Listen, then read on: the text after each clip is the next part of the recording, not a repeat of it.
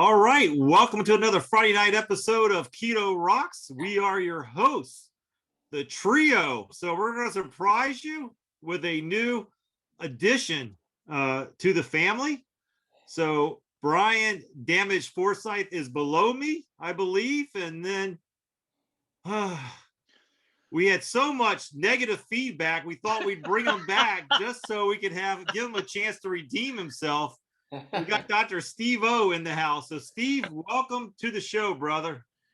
Dude, I am either loved or hated, but never ignored. So I'm just going to weep tears and you can decide if they're joy or sorrow that I am here among you. Well, we are glad to have you. So misery loves company. So the fact that you're joining us is a good sign for all of us. So, good. Well, it's delightful to be here. Well, it's great. Obviously you did not get the memo before the show, but Brian, you want to go ahead and show everybody your shirt? There you go. He's flashing the pecs right there. And I got Eat Your Meat. And so thank you to Linda, right? Linda. Yeah. And then we got Dr. Steve O's got the tie and the collar. So we have one white collar person in the group now, and you got the t-shirt wearing bunch on the other side. So Steve is classing the place up, as he would say. I needed to make it just a little bit prettier. We want to increase the female demographic, Jim. Gotcha. Well, that's why we'll be coming out with the Dr. Steve O poster here shortly. It's me. It's a tasteful nude. Yeah. A boudoir. He's holding a 17-pound brisket. And it took a 20-pound. Just to do the math on that one. Wait, what'd you say, Brian? And he's still wearing the tie. that makes it a classic right out of the gate, right there. That's a classic pose. So, well, everybody wants to hear about it, and I want to hear about it. So I don't know which one of you two want to share it, but I want to hear about the Dueling Brisket Smoking Sunday. Well, and it is early, Brian. We apparently have to cook these under the light of the harvest moon. Yes. Oh, I didn't mention that. I just woke up, so if my voice sounds weird. I had to throw rocks at his windowsill. I had a boombox holding over my head. It's playing In Your Eyes by Peter Gabriel. Do you even know that movie reference, Brian? No. Okay. I know.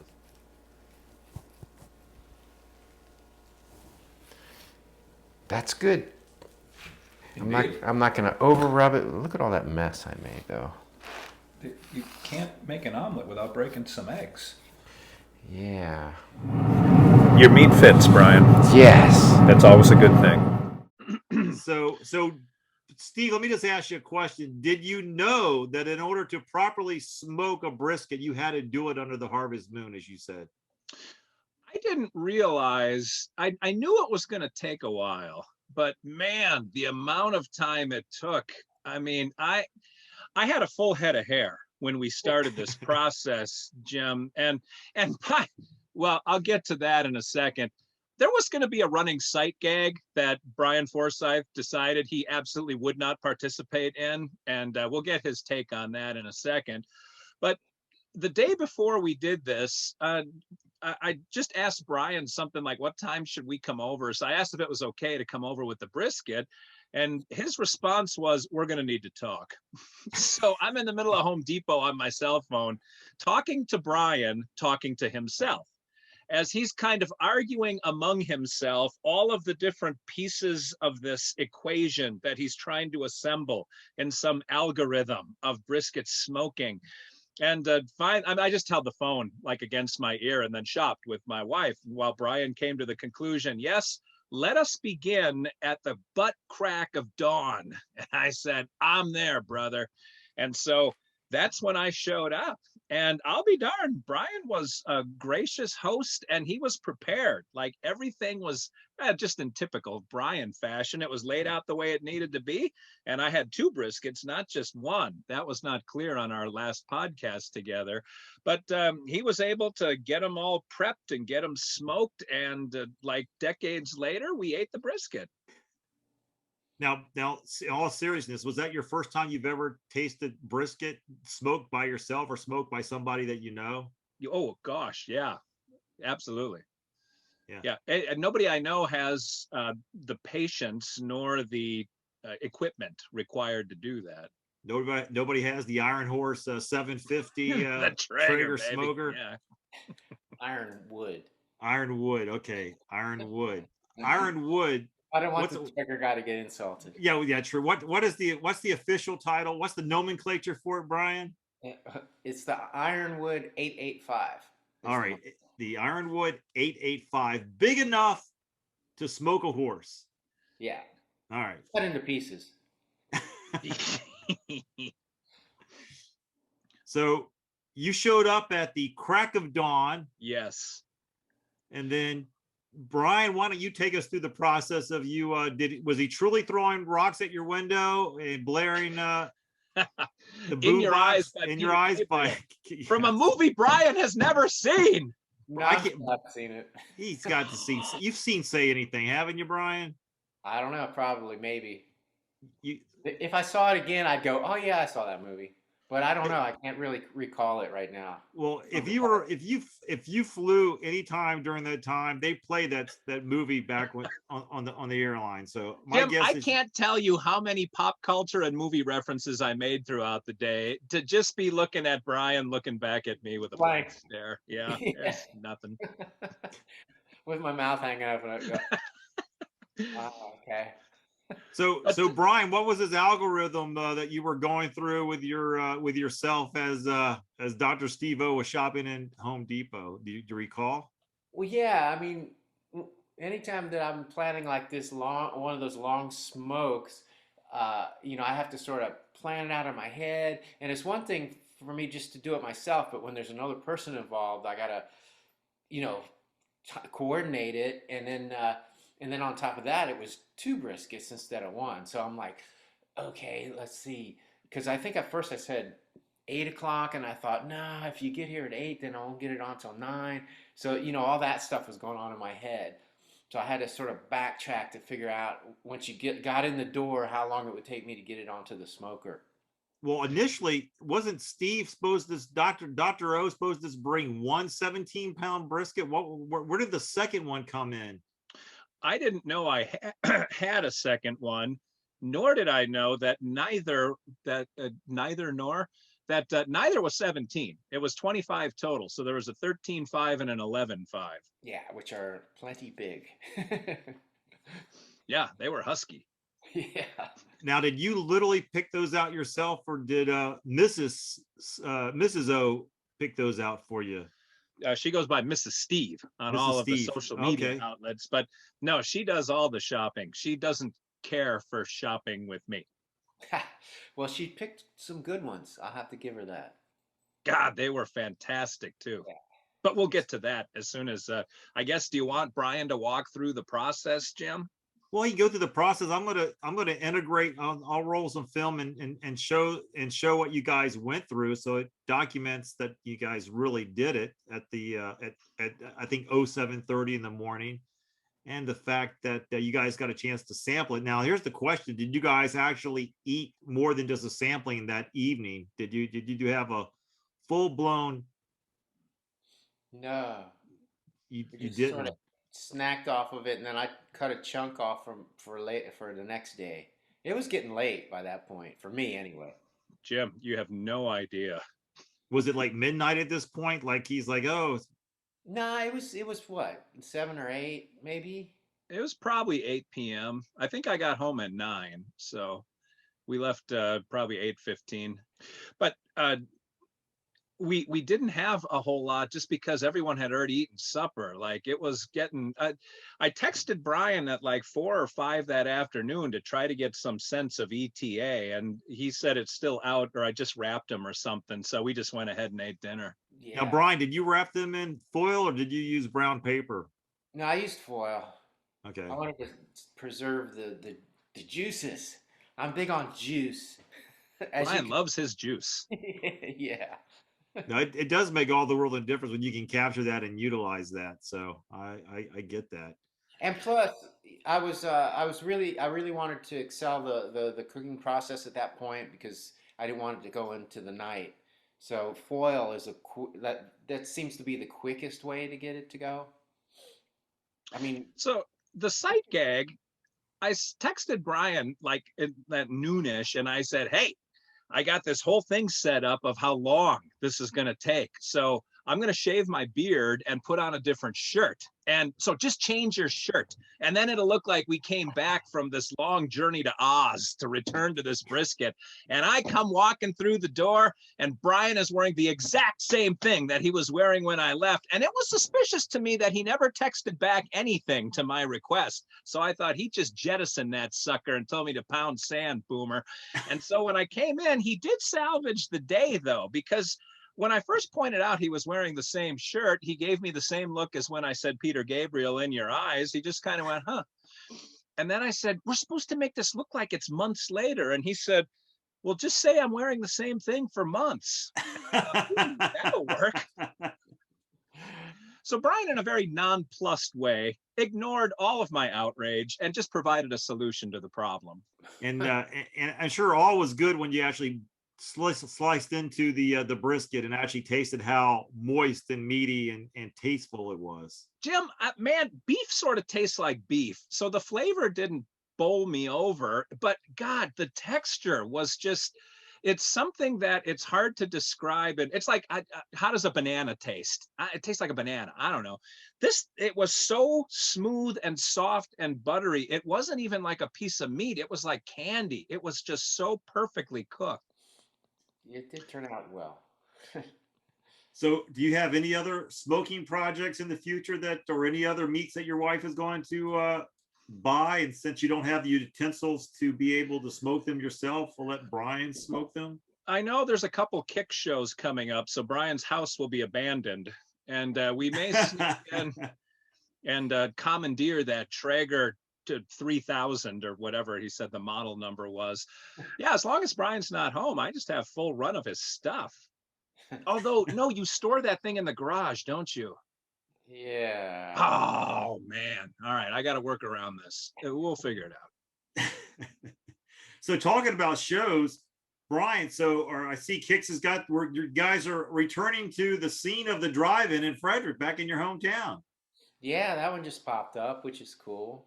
Yeah, I saw it pop up, and I guess tickets went on sale immediately. And I don't know how ticket sales are going. I'm sure they're going great since it's going to be in May. You're not going to need to be wearing gloves and having a bonfire on stage to keep everybody warm. Yeah, that'll be much better than last time. Now, is the upcoming shows you guys got coming? I know you're coming to Virginia, so you guys, is that still on the docket? Are you guys still going to be playing April 1st? We think that is going to happen, but I think the confirmation is supposed to come by the weekend or so, because the promoter said I think venues are at 25% capacity now, but supposedly in the next few days it's supposed to be lifted up to 50%, I think, or something, or from 50 to 75. I can't remember. Yeah, I'm a little bit confused from the venue that's holding it. Says that, your tickets that we bought, I don't know a year or two ago, that you use the same tickets. So it'd be interesting to see, how they divvy up or what, how they do that. That doesn't make sense mathematically. If it comes in over capacity, you mean? Yeah. Yeah, I don't know. That's their problem. Well, that's their problem. Hey, I just show up and play. Yeah. I'm not gonna worry about that. Hey, talking about not worried about it, did your meat delivery come in? Did your from Kansas City they came in? Yeah. I actually, I don't know. I think I posted pictures. I had the prime rib. I actually had a prime rib in mine, a 4-pound prime rib, boneless prime rib, and boy, was that delicious. And I saw the photos. Yeah, that came out really was really well done. I mean, not well done. It was medium rare, but done very well. Let's put it that way. And then, it's talking about well done. Steve, let's talk about this friend of yours who sits there and talking about putting ketchup on a steak. Let's bring him in and consult with him. Jim, it's in the Bible. I mean, that's the way God wanted it. Ketchup on steak. You're reading from the wrong Bible, brother. I'm fairly sure all the normal people eat ketchup on steak. I've Yeah. never. You know, it's funny. Go Brian, ahead. he likes a lot of my stuff on Facebook, but he rarely comments. That post from me drew Brian out of the bushes. Like, he couldn't be in the shadows anymore. He had to speak out. And it apparently touched quite a hot button in Brian. No, you know what the funny thing is, though? I saw the post and I commented before I even realized it was you. There's other people who talk about putting ketchup on steaks? Well, I'm part of like all these carnivore groups and stuff, so I didn't even notice who posted at first. I just saw the post, and it was like I had to comment on it before it went any further, and then I looked up and I go, oh, that explains it. Yeah. I got a little biblical with the post. I said ketchup on steak or a swarm of locust. And I just kind of left it open for interpretation. And Brian chose the swarm of locust. Yeah. It's a good choice. By far.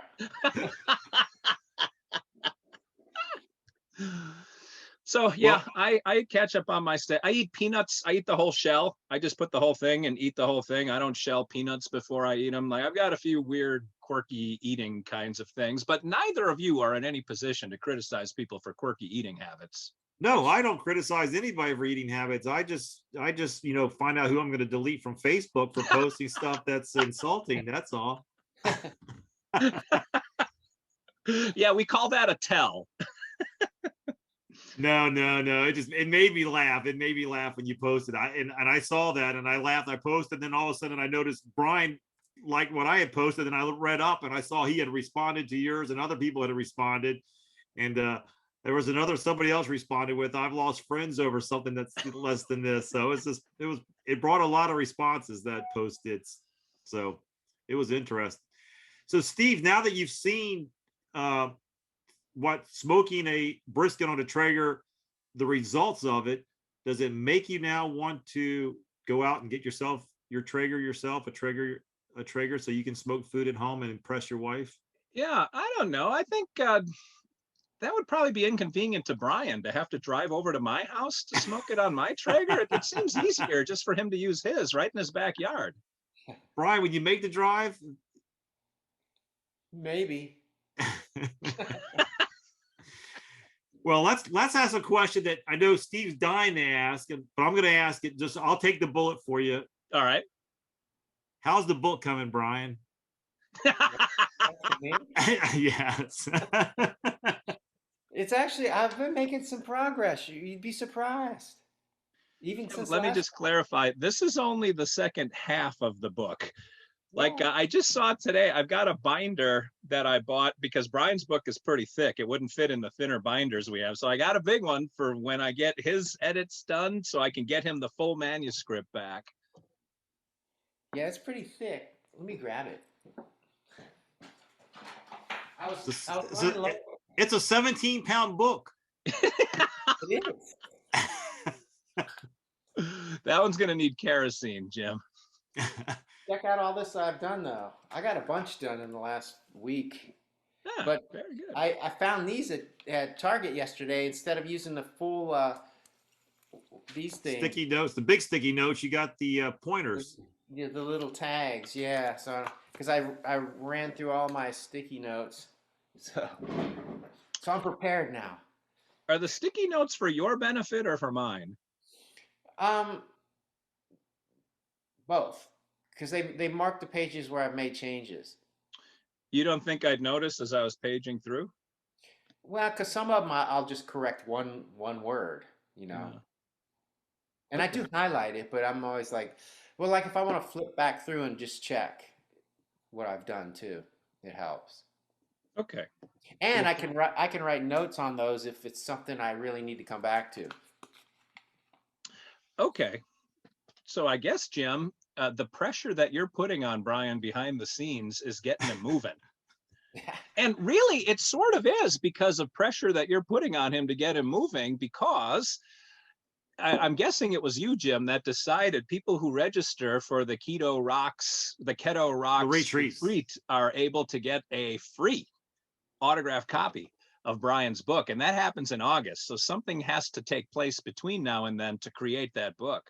Well, much like your smoking brisket project, it doesn't happen overnight. So it's a long process. So during this process, he will be changing shirts. He will be using up all those sticky labels and, but once this gets reviewed, how long does it take for this book to actually get to print and to get it shipped out? So when I get his edits back, then I incorporate all of those and send the full manuscript back to Brian, where we're going to have this exact same conversation in 2026. And then the other half goes to the copy editor, who checks all the crossing T's and dotting I's kinds of things. And then if Brian, he'll probably have a couple tweaks to make. And once the manuscript is finalized, we have to do a layout, which this is going to depend a little on Brian again, where he's got to pick out the photos he wants to add. And we kind of decide where about the photos go.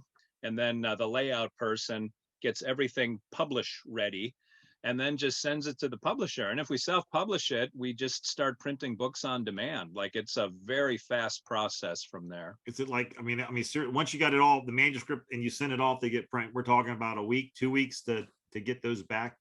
Yeah, I'm actually meeting with the self-publishing team tonight, so I'll get all of that information and have it finalized with them.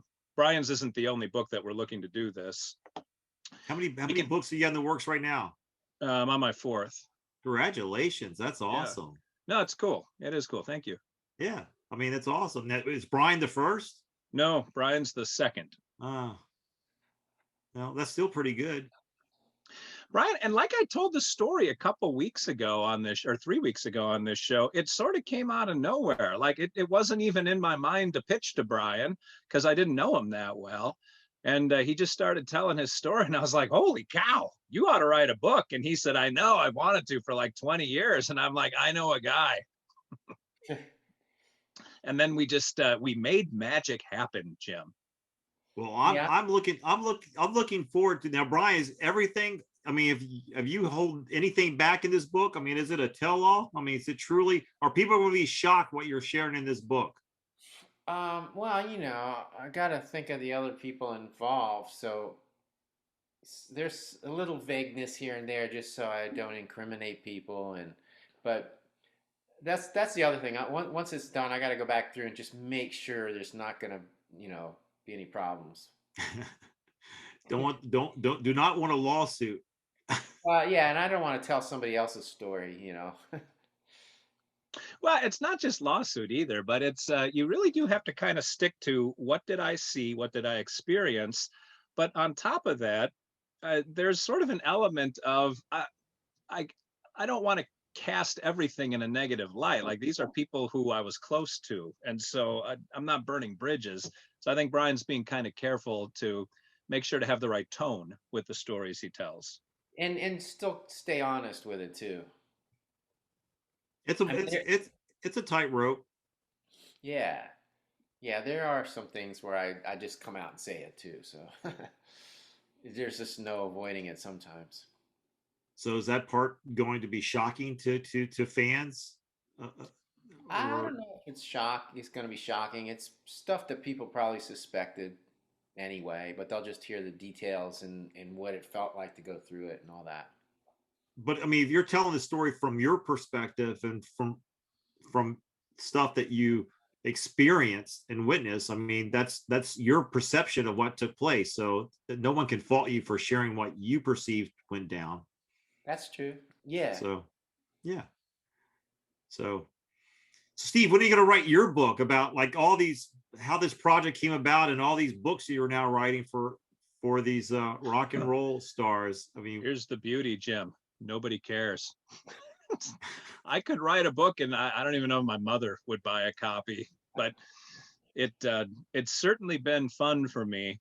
And the book I'm writing now is with a female, the only girl group that went platinum out of that hair metal Hollywood Boulevard, Sunset Strip, Whiskey Go-Go crowd. So just kind of hearing from what was it like to be a girl group during that hair metal phase is cool.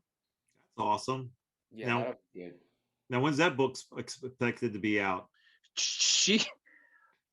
This one will be fast tracked because she is extremely eager to get this out. So just picture Brian and then do the opposite of that. And that's sort of where we're at. Okay. All right. In fact, there was supposed to be another guy that I was going to do in between books 3 and 4. And she kept blowing up my phone like every day. And I'm not even saying that in a bad way. I think she's delightful and funny. But it was like she wanted me to know that she is ready on the launching pad when it is time. So I bumped her up, and we'll renegotiate with number 5. Yeah, she's a little more motivated than I am, I think.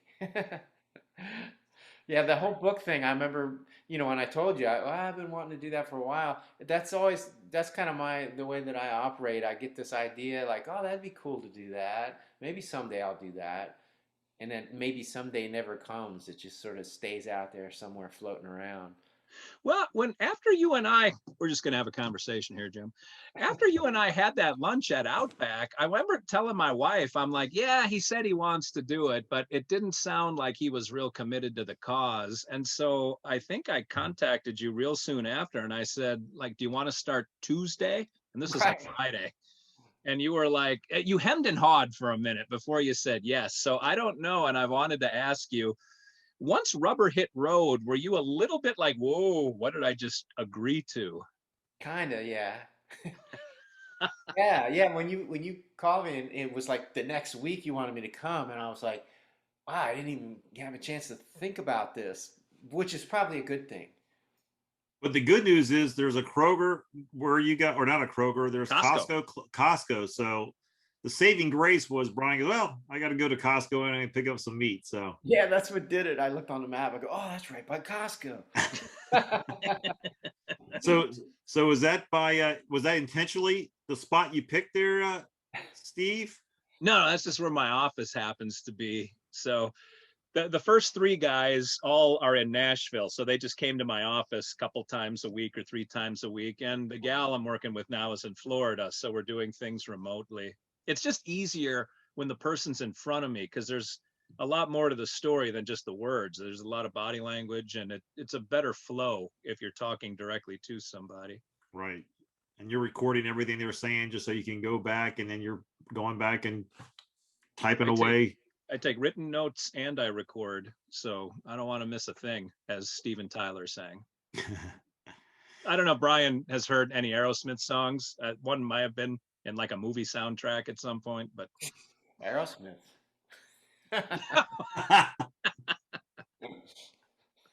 Yeah, they did Welcome to the Jungle. It was great. Ah, okay. Yeah, didn't he filled in for Brian Johnson too on the AC/DC tour last year too? Axel did. Wow. Axel who? Like triple confabulated the story. That was if that was a goof, you were fantastic in that goof. Like it was just confusing enough to stop me in my tracks, but it made sense in the grand scheme of we're just going to keep folding these other groups in there. That's it. Just keep it going. It's 2021. The show must go on with whoever characters we can put together. So Brian, what cooking projects you working on this week, or what are you in between getting the book prepared? What do you get a chance to work on these days? Well, because I've been getting this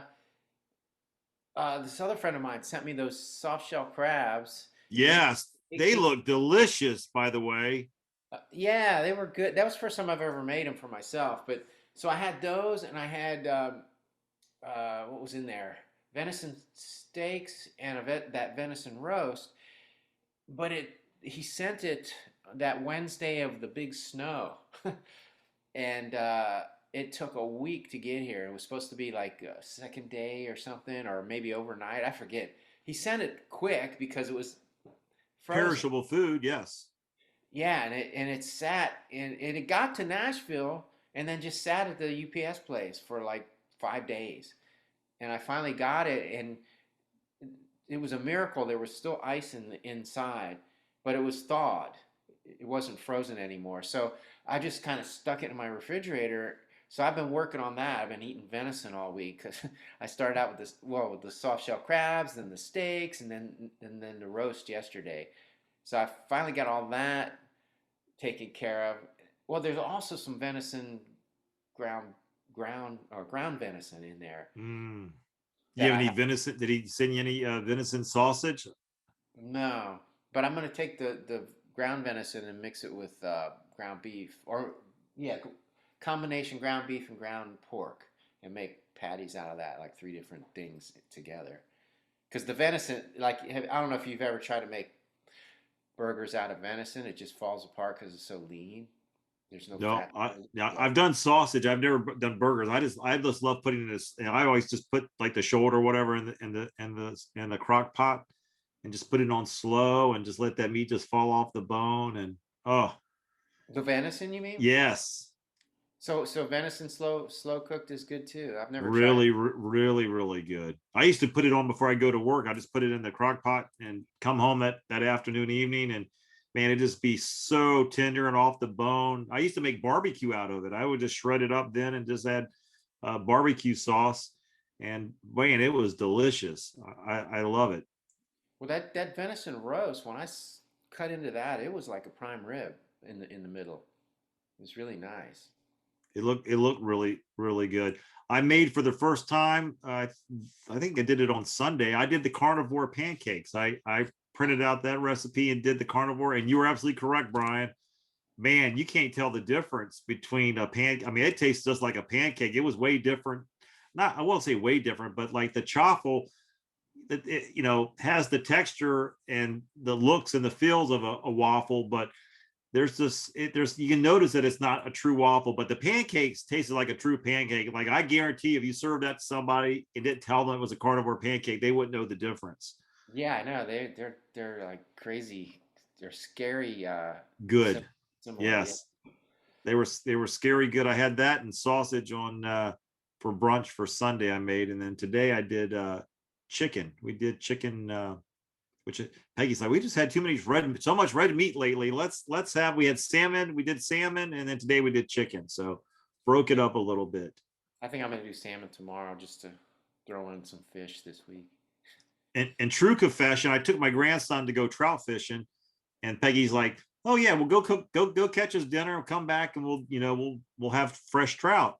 Well, I came back with a big goose egg, and my wife, being the wife that she is, and she's so loving and caring and supportive, she said, I just better break out the salmon just in case he doesn't catch anything. So when I got home, she'd already had salmon prepared, knowing full well I was not bringing any trout home.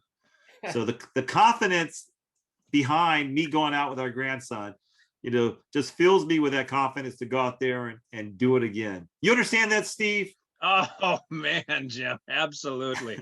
Yeah. Mine would have led with, you going trout fishing? All right, we're having salmon tonight. Yeah, I got home and she's well, where's the trout? I go, oh, we didn't catch any. And she's like, well, good thing I cooked. And it's like, wow, thank God for that, because the salmon was delicious. So, by the way, I didn't catch that salmon, but I've caught plenty of salmon. Most of the salmon that's in the freezer I did catch. So I caught them in Alaska. Wow. And so, nice. yeah, so I have caught my fish. I just did not catch any trout that day. Is salmon easy to catch? Yes, very, very well. They're running, so I mean, in Alaska, they're running up to spawn, and so they're just biting anything, and you're gonna catch them. I mean, you're gonna catch your limit. I mean, my buddy, he's gone for 23 years in a row. Every year he goes, and so I've gone with him a couple times, and so you catch them, you put them in a cooler, and you bring them back with you. It's like you're allowed to bring a cooler 50 pounds. So you're able to bring 50 pounds back with you. So 50 pounds of filet salmon is a lot of salmon. Yeah. Nice. What does an average salmon out of the water weigh? I didn't weigh them, but I would say probably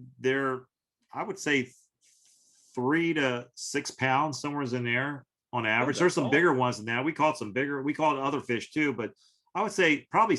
Well, you know what? Probably 6 to 10 would probably be closer to what they weighed. Huh. All right. So I've seen the films where bears snap them out of the air, and they always seem like bigger than 3 to 6 pounds. That's why your first answer. yeah, we I mean, here's the scary part. I don't know if you've ever been to Alaska, but they literally a couple of times we got on a plane. They just drop you off a water plane. They take you out the middle of nowhere, drop you off, and said, okay, we're going to pick you back up at 5 o'clock in the evening. You're out there and there's bears. I mean, you're out there, there's bears and there's you. Now, I'm not carrying a gun or anything. So it's truly like we're not calling 911. There is no cell coverage where we're at. Wow. So, but they And did give us a little. You got bear food next to you.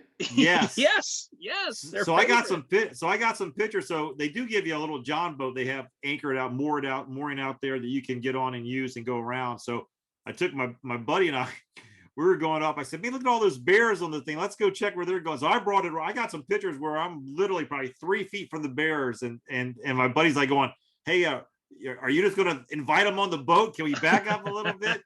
But bears can swim.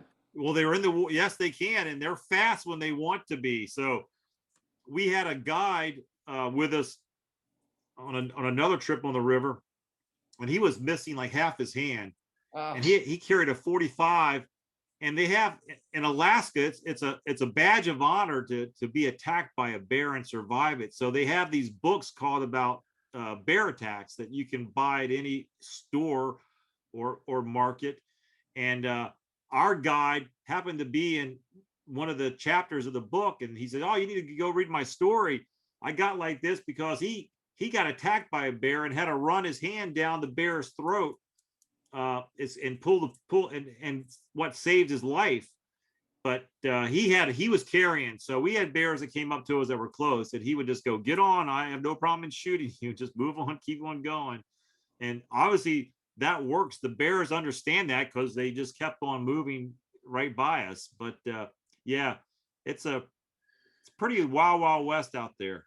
Jim, you were in a hidden camera game show called Rescued or Eaten, and fortunately. You got rescued, so good on you. Oh, thank goodness! I was wearing me Lucky Charms. Jeez. But yeah, that's a fun trip. If you ever get a chance to do that, it's a beautiful state. I mean, it literally is one of my favorite places I've ever visited. The pictures that you see in person. I mean, it's much more majestic in person than it is by the pictures that you see. The pictures do it justice, but when you get there, you're like blown away by how beautiful Alaska is. It's for those people who live in Alaska, you guys are living in heaven. Well, we probably have audience members because we have a potential audience of over 6 billion people watching this podcast every week. Potential is the key. Yeah. Potential, yeah. Potential. And some of them are probably living in Alaska right now. They would have to be, yeah. That's one state I've not been to yet. It's the only Kix state. has never played up there? That's the only state I've been to every other state except that one. Well, you got to go to Alaska. You got to go to Anchorage. You got to go see and ask for Wild Bill. Wild Bill will take you on this adventure. But he's a trip. He's got a gun, but he's got no trigger finger. So I don't know how it's going to work exactly. He drives with his left hand, Brian. He drives with his left hand. Talks with his right. Maybe he gets the bears to shoot themselves. Man, he can talk a sweet game. Absolutely. See, Brian's got that sneaky sense of humor, Jim. It's great. Yeah. Brian says, hey, I'll go fishing with you, but I know I'm faster than both of you guys. So guess what? Yeah. I'll be writing the book about who survived the bear ordeal. Well, come on, Jim. Look at the three of us. If you're a bear, who are you going to eat? Of course. I'm first, you're second, and then Brian's writing the book. He's picking his teeth with Brian like a toothpick when he's done with us. Well, I guess you can walk us out of here, Jim. Well, if you guys are ready to walk, I'll be more than happy to do so. But Steve, what's going on your agenda? I mean, let's talk about cooking projects. I've asked Brian. So, with all that you witnessed, or the parts that you did witness, is there a part of you now that wants to get the barbecue grill and get the Rockstar apron and the utensils, the Dexter knife, and literally go full blown carnivore? The apron, absolutely. But the Dexter knives, I don't know. I mean, I would handle them more safely than Brian, who has a very aggressive way to carry knives around other people. But as far as cooking goes, my wife would not allow that. Like, she makes sure I'm scarce when she's cooking. I literally, Jim, I don't know how to turn on. We got a new cooktop within the last few months. I don't even know how to use the thing. And she is reluctant to show me how to use it. So I do my best to stay out of her way, and she does all the cooking. Gotcha. I mean, her and Brian, of course. Well, you could always buy her a grill. She has several.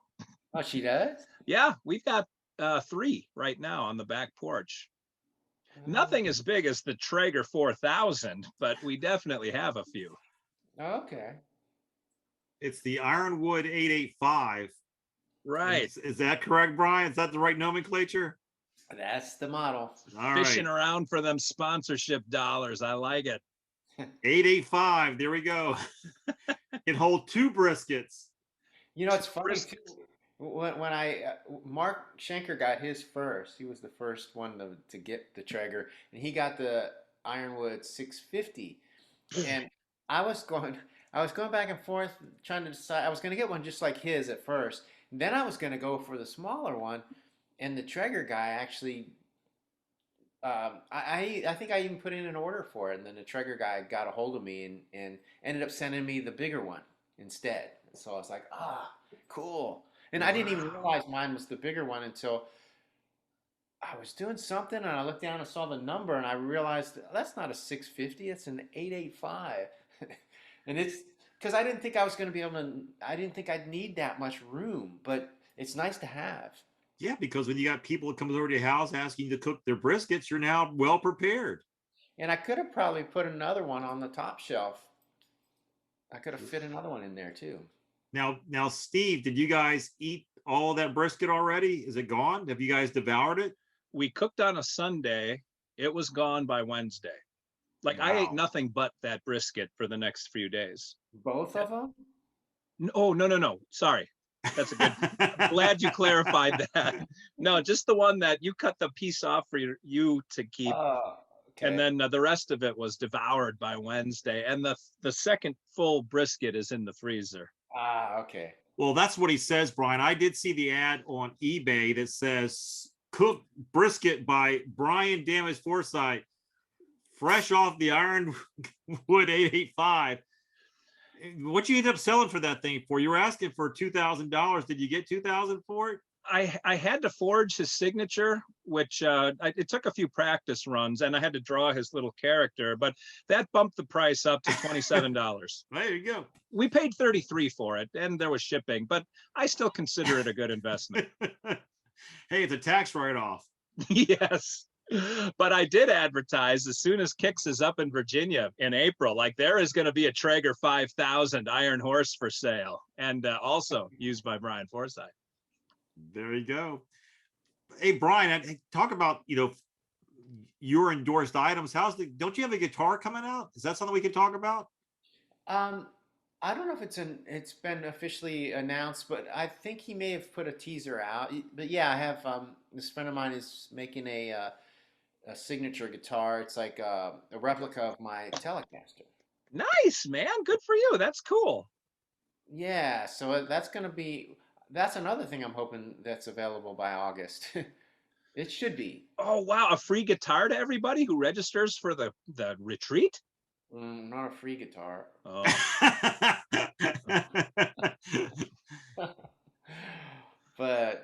But this is going to be one of those things where because he does Ace Frehley's guitars and Gene Simmons and the Night Ranger guy he does, and so it's going to be one of these things where whoever buys one they're gonna get a free pass to come, like, and I'll meet them personally, like backstage at a show, and sign the guitar. Or either the guitar will be signed first, or I'll sign it for them at that time and take photos with them and do that whole thing. So it'll be like a special thing.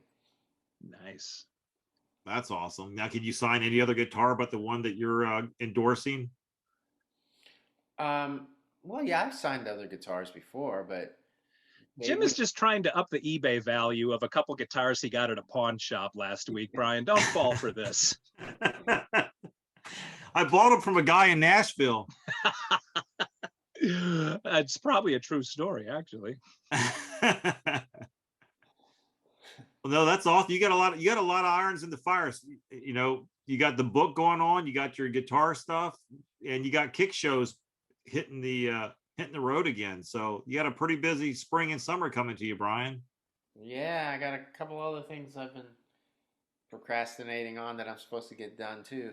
In the meantime. Well, just remember, you got all the time in the world to get it done. Don't let anybody push you.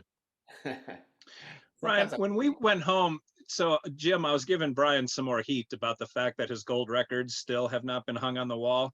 And when we got home, my wife said, yeah, I didn't want to say anything because it would have just kept Brian thinking too much, but I wouldn't put him on that wall. I'd put him on a different wall. So maybe you and she, Brian, can get together and get those things hung in an appropriate location. Well, which wall was she referring to? That wall. What is that wall? I don't want to muddy the water any more than it already is. We don't want to slow the wheels of progress. Well, yeah. I've had so many different suggestions from different people. Now I'm really confused. Yeah. Yeah. You know what you should do? Just line them up on the floor along. Oh, no, you already did that. Okay. Well, you know, when he's walking around, he gets a chance to look at them. Yeah. Yeah, that's a great point, Jim. Well, Smokey likes to look at him too, so I got him down low enough so she can see him. Smoky level. Okay. Now that makes sense. Well, it is that time again. Time to thank everybody for tuning in with us and putting up with us for however long it is. But we appreciate you guys watching. We appreciate you guys sharing, and we definitely ask for you to put the thumbs up if you can and subscribe to the channel, because we got a milestone coming up here. I think in 6 weeks or 5 weeks, 5 or 6 weeks now. But we will hit our 1 year anniversary of doing a Keto Rocks every single week. So we'll be hitting a 1 year anniversary. So we asked you for your input. Like, should we do a show where we bring everybody on and we get a chance to share highlights? What was your best moment for the year? Send us your suggestions. We'd love to hear from you. So send them to ketorocks22@gmail.com. And we will definitely consider any and all suggestions. And we are definitely looking forward to seeing you guys in August for the Keto Rocks meetup retreat. And I know off the air stuff, Brian, I sent you that email back. I don't know if you were able to get that to your guy or not and see if he's responded. I sent it off. He hasn't gotten back to me yet, but okay, perfect. He will. I have no doubt. So Steve, what do you got to share as we wrap this show up? Nothing. Okay. All right. I'm just here to eat. All right. Well, what else has happened in your life? You're a well-rounded individual. So what else do you have going on that you want to sit there and plug? I just started. I'm the play-by-play guy for a semi-pro basketball team. So we started Saturday, and I'll be up in Louisville this week calling a game. And among this, I do 5 podcasts and a radio show every week. And I'm writing books, and I am hoping to start my speaking circuit stuff again pretty soon. And I've got a private practice that I see clients in my office. I'm a shrink. And then sometimes I sleep, but not often. Your wife really keeps you busy, doesn't she? She'd prefer I not be in the house. Yeah. I'm beginning to see that picture painted perfectly. Yes. You're at Home Depot. You're always outside of the house. So Brian, what do you got working on this week? Just more of the same. Cleaning up my freezer, one chunk of meat at a time. All right. Delicately put. Well, with that being said, we will close the show as Brian always closes us out. Eat your meat. Yeah. And Steve's got to ties his dine here. So we'll see you guys next week, everybody. I'll let you know where the arrow's going. All right. See ya.